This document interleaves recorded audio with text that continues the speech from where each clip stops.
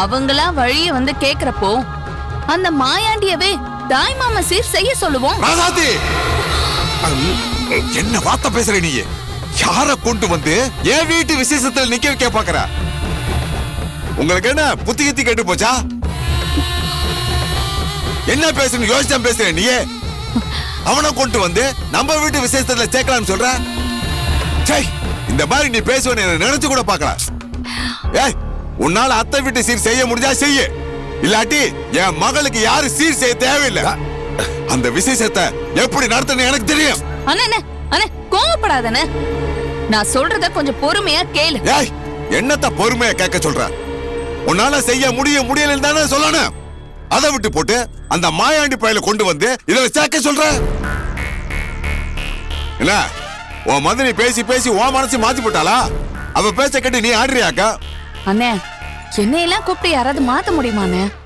அண்ணே, நான் ஒரு விஷயம் சொல்றேன்னா அதுல 1000 விஷயம் இருக்குன்னு உனக்கு தெரியாதா? ஏய், என்னத்த 1000 விஷயம் இருக்கு? முட்டாத்தனமா அவளை போய் விசேஷத்துக்கு கூட்டு வரலான்னு சொல்லிக்கிட்டு இருக்க. அண்ணே, நான் சொல்றத கொஞ்சம் முதல்ல பொறுமையா கேளுங்க. மச்சான், அவங்க தங்கச்சி தான் சொல்லுது இல்ல, அவங்கள வர சொல்றதுல ஒரு ராஜதந்திரமான விஷயம் ஒளிஞ்சிருக்கு. அது என்னன்னு கேளுங்க. உங்க வாட்ல பேசிக்கிறீங்க, கேளு மச்சான். அண்ணே, ஒன்னு சொல்லட்டுமாண்ணே? சொல்லி தொலை. சொல்லு. இங்க பாருண்ணே, அந்த மாயாண்டி குடும்பம் முன்ன மாதிரி இல்லன்னு. அவங்க குடும்பம் இப்ப நல்ல வசதி வாய்ப்போட செல்வ செழிப்பா இருக்காங்க.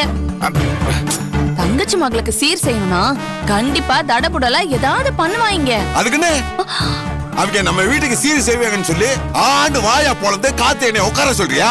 ஐயோ அண்ணே, அது கிடையாதுண்ணே. சின்ன மீனை போட்டு பெரிய மீனை பிடிப்போங்கிற அண்ணே. அவங்களும் சீர் செய்ய வரட்டும்ண்ணே. அவங்க தடபுடலா செய்யற சீரை செய்யட்டும். மாமா முறைய செய்யணும்னு பூங்கொடிக்கு மாலைய போட வருவாங்கல்ல, அந்த சமயம் பார்த்து நிப்பாட்டி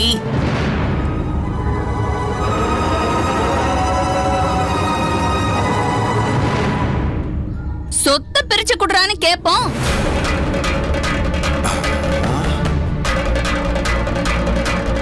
சுத்தா? ஆமாண்ணே, பூர்வீக வீட்டு சொத்தை முதலா வச்சுதானே இத்தனை வருஷமா அவங்க மத்த சொத்தெல்லாம் வாங்கியிருக்காங்க. அவங்க பூர்வீகமா வச்சிருக்கிற சொத்துல நாம பங்கு கேட்போம். என்னதான் இருந்தாலும் பிறந்த வீட்டுல மகளுக்கும் சொத்துல பங்கு கொடுக்கணும்னு இருக்குல்ல அண்ணே.